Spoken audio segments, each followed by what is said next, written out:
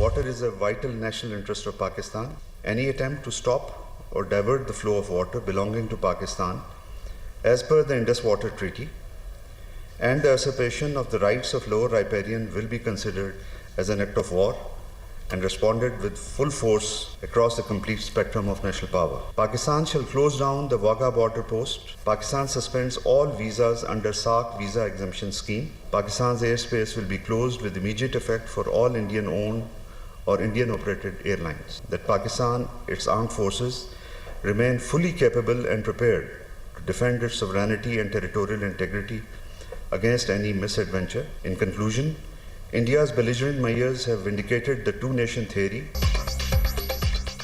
भारत ने पानी रोका तो भरपूर जवाब दिया जाएगा। पानी रोकने की कार्रवाई जंगी इक़दाम समझा जाएगा। मुसल्लह अफवाज मुल्क की सलामती और दिफा के लिए मुकम्मल तौर पर तैयार है। वाघा बॉर्डर पर हर किस्म की आमदोरफ्त बंद कर दी गई। पाकिस्तान की फ़ज़ाई हदूद भारतीय परवाज़ों के लिए बंद है।